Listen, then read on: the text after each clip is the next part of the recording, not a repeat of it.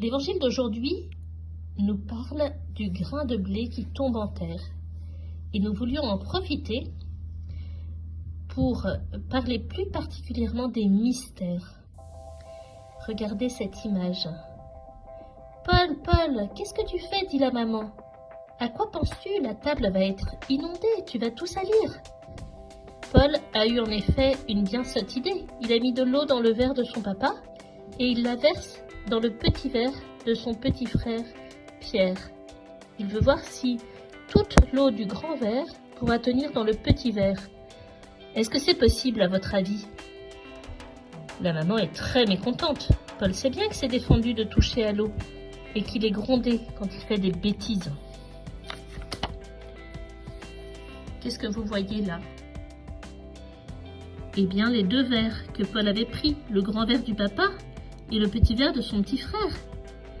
Est-ce que le petit verre a pu contenir toute l'eau du grand verre? Eh bien non.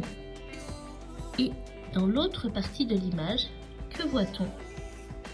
Nous voyons une représentation du bon Dieu dans le ciel et en bas, les hommes.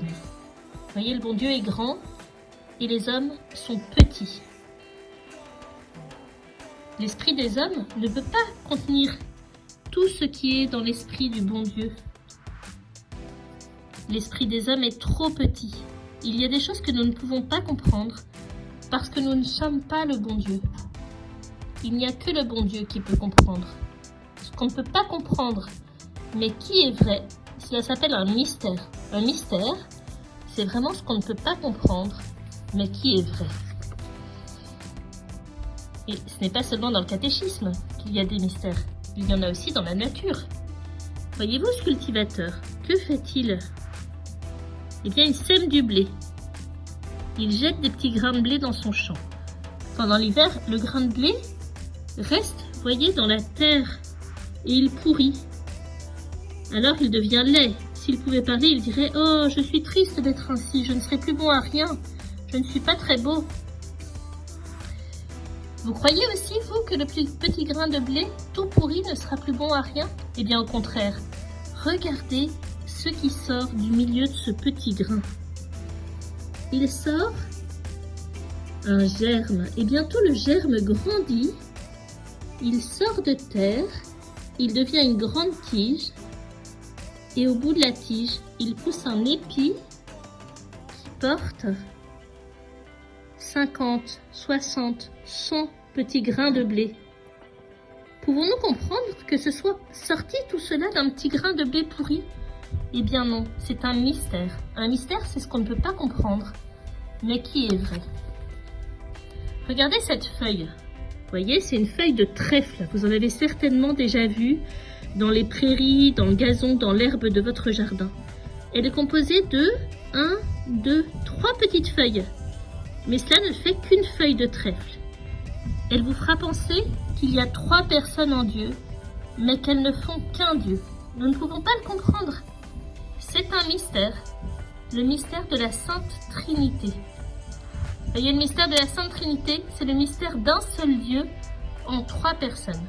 Le Père, le Fils et le Saint-Esprit.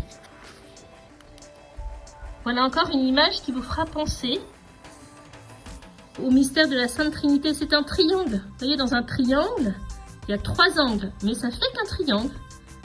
Et il y a combien de côtés? 1, 2, 3.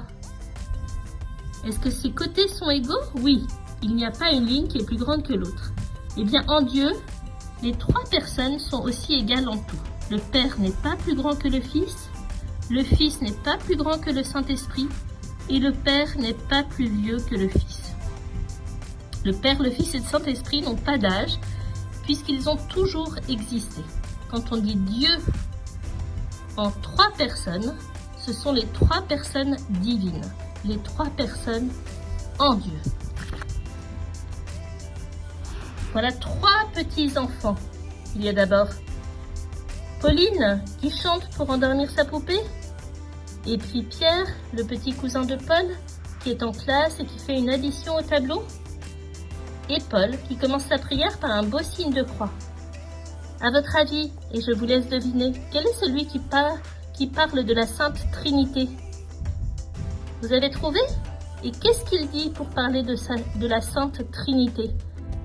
Voyez, comme ce petit garçon, vous pourrez toujours vous dire que vous ferez toujours bien le signe de la croix en pensant que vous parlez à la Sainte Trinité. Bon dimanche!